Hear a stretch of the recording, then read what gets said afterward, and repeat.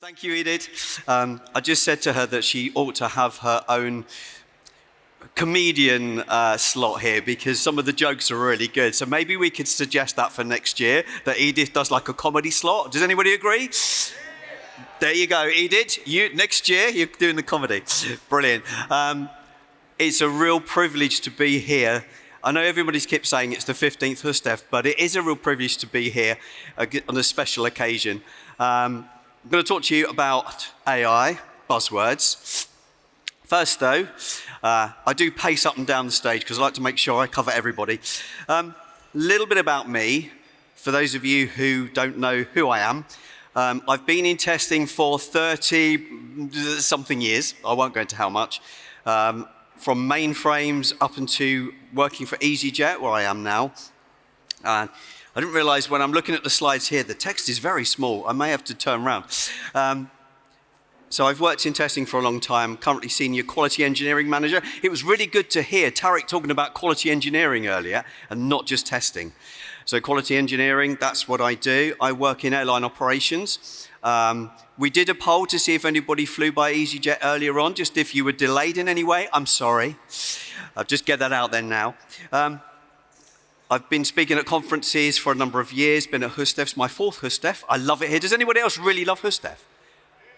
Sorry, I can't hear you. Do you love Hustef? Yes. It is such a lovely conference. It's just so well run. It's brilliant. I'm not just saying that because they let me back. I do blog occasionally. I'm on LinkedIn, please connect. And you might have heard my voice earlier on. I recorded the speakers' favorite songs. Because I do a radio show in the UK. I love radio. Talk music to me afterwards as well. Happy to do that. Anyway, enough about me. I've jumped on the bandwagon for AI, haven't I? Or maybe not.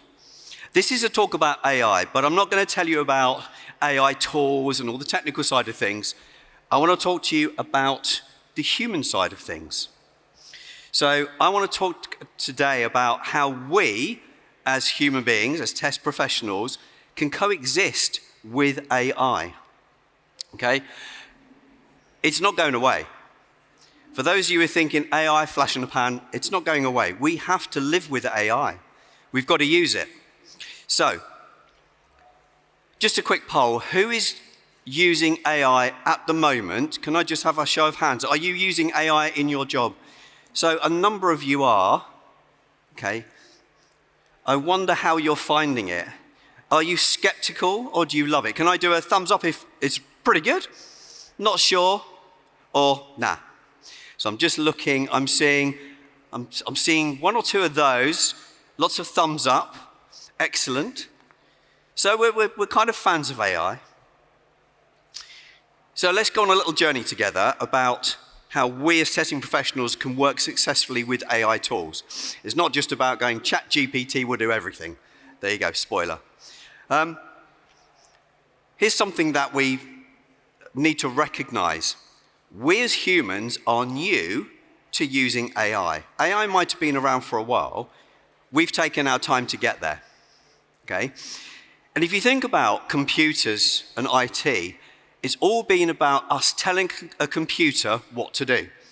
So whether you're programming it, you're writing code. You are saying to a computer, do this, and the computer does it, correct? Yeah. Fundamental change now, because we are now collaborating with computers. We're not telling them what to do, we are asking opinions. We are asking them to come up with things using the artificial intelligence. That's a major shift for us.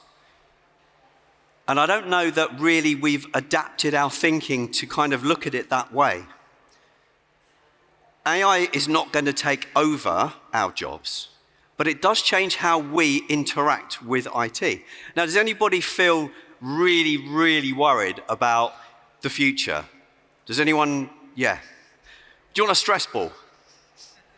There you go. Oh, not bad. Only one away. Seriously though, AI is not going to take your job away because there's still a role for us as humans in the element. So, one slight problem, I've just found a picture I've got to share with you, and I'm going to ask for your honest opinion on this, right? We're a bit lazy. We look for shortcuts. I would take the shortcut unless it was muddy. Who's with me? Yeah. Kind of there lies the problem. We like to look for shortcuts, don't we? So the idea that an AI tool can help us and do some of the heavy lifting for us, we're like, yeah, I can go and have a cup of tea. Brilliant. I don't have to do the work. The tool will do it for me. The tool's going to write my code, it's going to write my tests, going to do everything. However, that's gone a bit previous. It's only supposed to go to the first point. Aha. There we go. Spoiler alert, you've seen the others. I think this is going to cause a few problems. Now, I'm old enough to have learned to drive before sat-navs were invented. So I can read a road map. I can read an atlas. First thing I had in my car was an A to Z book of London, literally every single road in London. And it was so well worn as I was looking up places to go. However, younger generations who are growing up without the advent of paper maps and only use GPS haven't got a clue. Like if the satellites went, GPS disappeared, they'd be like, duh, I don't know how to get from A to B. Whereas those of us who are old enough to have used the analog way will go, out of the way, I'll get the map. I can do both. Now, we are in a position where we have worked without AI. Future generations are only going to be working with it. They won't know what the world was like beforehand. So they're going to be reliant on it a lot more than perhaps we are, because we know of the dangers. Now, I've highlighted some words in yellow because I think they're really important, and I'm not doing this to scare people, but I want people to be aware. I want you to be aware of some of what I call the fundamental dangers, okay? There have been some studies on this, and at the end of my slide deck, I've got 3 that I'll share with you. Spoiler alert, Melbourne University in Australia just literally nailed it with the description. When you see it, you know. Australians just tell it like it is. But there are studies that show that when we rely more on AI tools, our cognitive ability decreases. Now, this isn't scaremongering. This is actual studies. Microsoft have done it. Universities have done it. Yeah? Your brain is a muscle. If you don't exercise it, what do you think happens? What happens? You start to lose the ability to do things.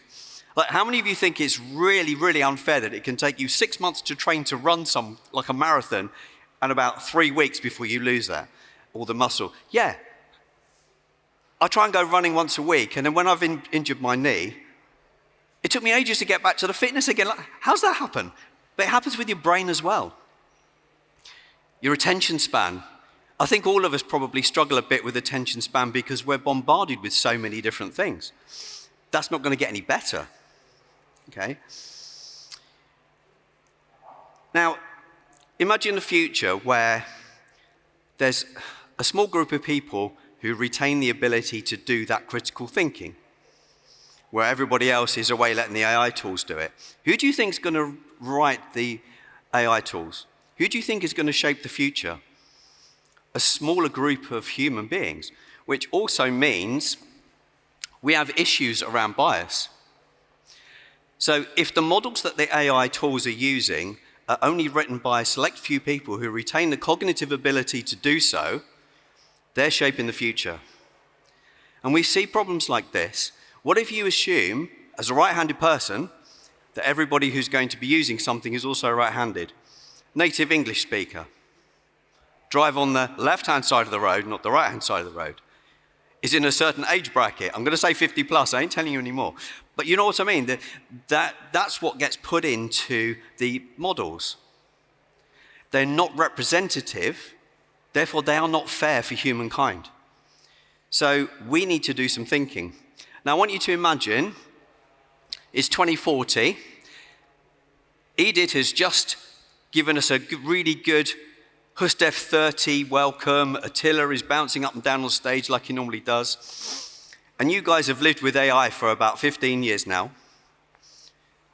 You suddenly need to write an email, but you realize that you can't remember how to start an email off. So you basically just have to tell your AI tool, can you write me an email to this person asking for this? Because you can't remember how to do it, okay? You don't know whether the output that you get back is right or not because you're not used to it. imagine you get a list of pros and cons for something, but you're so used to using a tool to do it, you don't know. What if you think, I know what, my senior director has asked me to come up with a really good business plan. I'm going to AI the hell out of it. So you get this really good plan from AI, and you're sitting around the table with all your C-suite executives, and they're like, great job. We love this proposal. Page 27. These figures here, how did you get to them? Yeah. Imagine being in that position, because you've just let the AI tool do everything. You can't back up the claims. So, why should we care? I believe this is why we should care as testers. If we don't validate what AI is telling us, if we don't investigate, if we don't think for ourselves, then we're going to miss those inherent biases, aren't we? So that means if you're using AI to help you with any testing, for example, can you trust the output if you don't know what the input is, if you don't know the data sources? The answer is no. What is your job as humans? Your job as humans is to get involved in that. Not sure what happened there, but there we go. AI had its revenge on me. I believe if we rely too much on AI to make decisions for us, we lose the ability to make our own decisions. That's the paradox. We actually need to get more involved, not step away, which would be the normal human laser reaction, taking that little shortcut, yeah, because we don't want to walk all the way around when there's a shortcut there. I think we need to live with AI and thrive. It's done it again. It's giving you all the things before I'm ready. We need to embrace it. But I think we still need to be a bit skeptical of AI. AI is not going to be perfect, ever. We should always be careful about what we're seeing and think about it. Ask questions, okay? Look at it as a tool to help you. So AI is a tool that can give you responses to questions that you ask. It can help you refine results. It can help you to summarize a piece of work for a particular audience. Yeah? It's not there to do the work for you or to replace you. It's to augment your own cognitive ability. And remember that context is everything. You remember the saying, garbage in, garbage out. Well, that applies with AI, because if the data that you give it or the data source it uses is incorrect, invalid, incomplete, whatever it is, you're not going to get a good reply out of it. Think about this. What level of scrutiny would you apply normally? Do the same with AI. Yeah, it's not a silver bullet. It's not something to be scared of. We need to work with it, but we just need to use our brains. So one of my colleagues, Adam Bacon at EasyJet, said this, and I said to him, I'm going to quote you. So his name's up in lights here. And he said, you treat it as though it's a knowledgeable team member. Like, I'm asking this tool for advice. That's a really good way of looking at it. So I need some help with something. What would you recommend? How could I do this? How could I rewrite this? Yeah? So I think that's a good way of looking at it. Because AI is fallible. It doesn't understand, like, motivations. So if I ask one of you a question, I will get something from you as a human in the way that you respond to me. It could be the tone of voice, could be your body language, it could be because I know you, a bit about your background. I might know why you're asking me this. AI doesn't know that, okay? And AI has no filter. So how many of you have a partner who've said, does my bum look big in this? Yeah? Or does my new hairdo look okay? How many of you have been honest and said, yes, your bum looks huge, and no, your hair's rubbish? How many of you said that and lived? How many of you have been honest? Seriously, right? You don't. Can we talk afterwards? How did you stay alive? Okay. But seriously, if you scanned a photo of yourself in there to AI tool and said, how old do I look? It's just going to tell you. It's not going to care about your feelings because it doesn't know. So just remember, if I put a picture of Attila in there and said, does my hair look good in this? AI might say no. But he doesn't know that. He might be very upset. Sorry, you just walked in at the right time, my friend. So, have any of you got children under the age of 2? Can you just do a quick show of hands? Anyone with children under the age of 2? There's a few of you, yeah. They don't understand emotions around things. And I liken this to like AI doesn't understand the emotions. And I remember a time going home from work. My wife was at home with our children. She took a career break, bringing them up. And I remember going home, tired at the end of the day. My daughter being, she was probably about 3. I said, Daddy put you to bed, read you a story? No, I want mummy. Hurts. But she's not doing it. She didn't do it like to hurt me. It's just that kids don't understand how what they say affects you. Well, don't expect AI to be any better. And AI tools can't filter out their own biases. Now, I was going to make a joke and say it's a bit like developers testing their own code. We don't want that, but actually that does happen.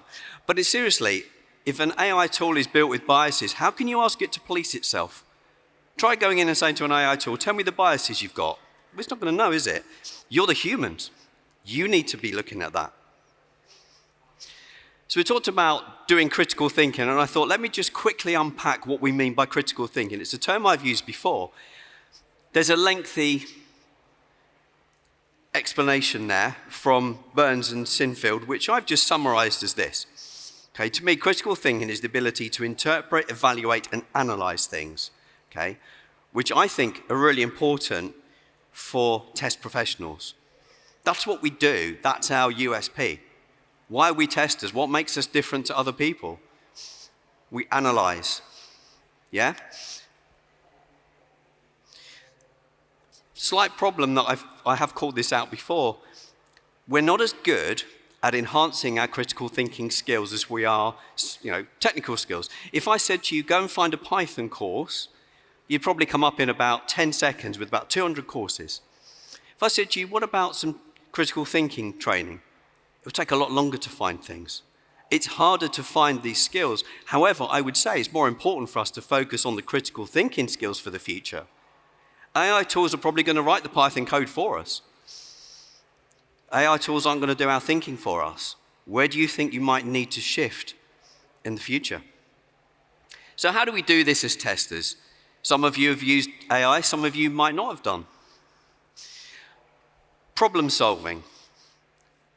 Isn't that one of the key things that we do? Yeah? We solve problems, okay? You know the applications that you're testing. You know who uses them. You know the humans that are using your systems and why they're using them. The AI tool might not know a lot of that. So test the output that you get from anything that is created by AI. It might be a set of requirements. It might be a set of test cases. Whatever it is, you don't look at them and go, hey, that's the whole picture. You look at it and go, what could it have missed? How did AI get to its answers? What's the data source? What assumptions have been made? How comprehensive is the source of data? Where did it get it from? Yeah? What could have been missed? Only you could know that. The AI tool can't tell you, oh, I might have missed something. That's your job as the humans in the room. And maybe start with a problem you can't solve. If you're new to looking at AI tools and thinking, I'm not really sure where to start, think about something that you can't solve and then start drilling down, asking more questions. So you might want to look for a course online. You might be very specific. You might go, I don't want an exam. I want a training course that doesn't give me an exam, needs to be online, needs to be native English speaker, or whatever it be. Tell me what I could use. Or even like to plan a holiday. Now you can independently go and check yourself whether the results you get back are the right results. But it's a way of starting and then working out how do I refine the results that AI is giving me. You could also use AI to summarize some content. So you feed a tool and say, how could I better represent this? How could I change the language to make it more impactful? How could I summarize this differently? How could I make this read better?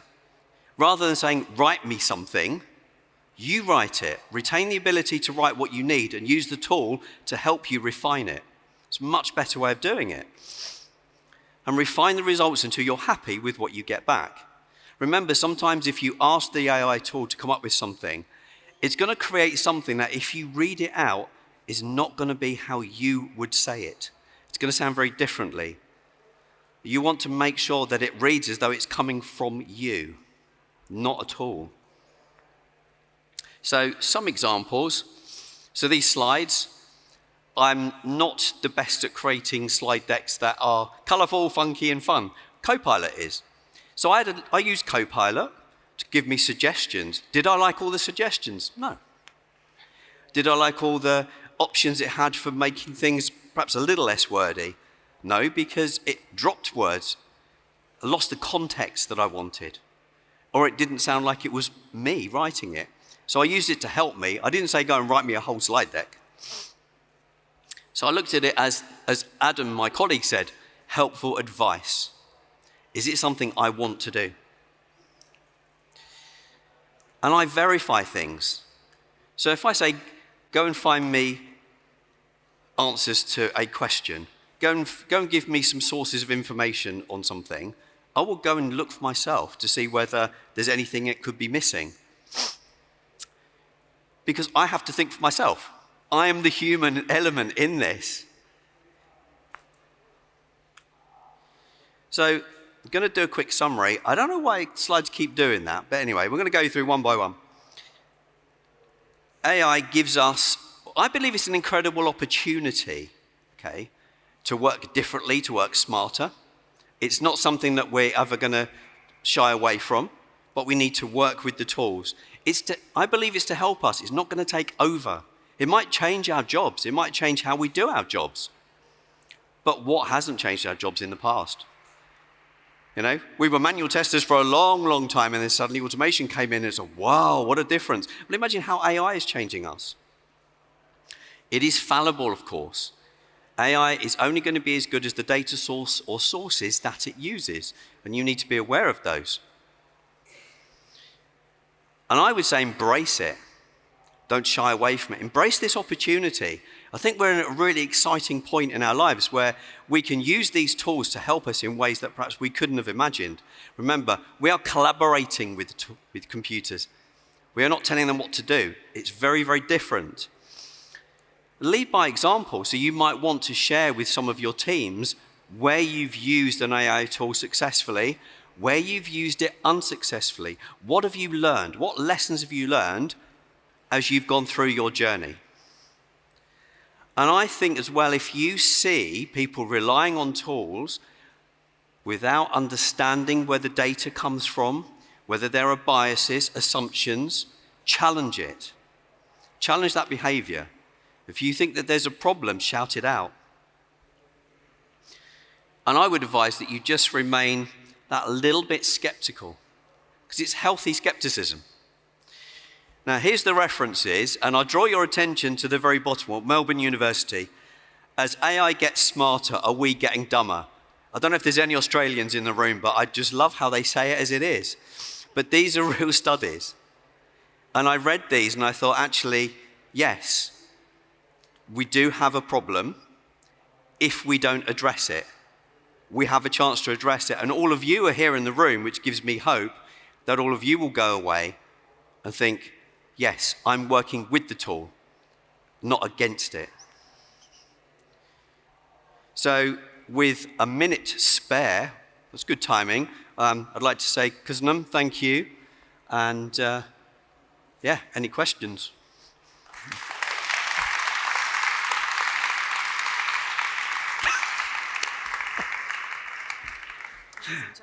Made you run then. Yeah, you did actually, because I forgot my microphone. I was here, I was waiting, and then I realized that I don't have my speaking tool. Okay, Asimov predicted that later machines would be created by earlier machines. Could it not be the case that we won't be needed in the development of AI? I think that's what Terminator is about as well. John Connor, I just checked the name. He was on the set. Okay. So what's the idea here? I still think humans are needed, because no matter how good the AI tools are, if an AI tool is creating another AI tool or a machine creating another machine, where's the human element to make sure that what's being created is fair and unbiased? It doesn't exist. Who uses things? Humans. I mean, Tarek did a really good talk earlier on about his human experience of going through the airport. Machines can't replicate that. There will always be things as humans that we can do that machines can't do. So I think for that one, I would say no. Will be needed.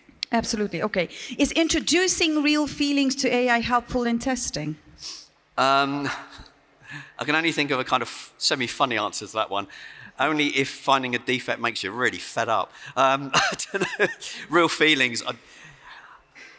Could do. I suppose if you think about, if you use an application, if you use something on your phone and it doesn't work, does it make you angry? Does it make you frustrated? Possibly so. Could you feed that into a tool? I guess you could do, but then how much can an AI tool really feel anything? It's probably an abstract. So, yeah, I don't know. I'm intrigued by that one. Yeah, me too, actually. I think the moment it starts feeling, we're in a different dimension. Yeah, I'm exactly. Assuming. Okay. What was your biggest challenge testing a flight booking system? Not one of EasyJet's, because I'm actually, I should have said, I work in airport operations side of things. So it's actually scheduling the aircraft and the crew rather than the front end booking. My biggest challenge is actually when I'm booking a flight for myself.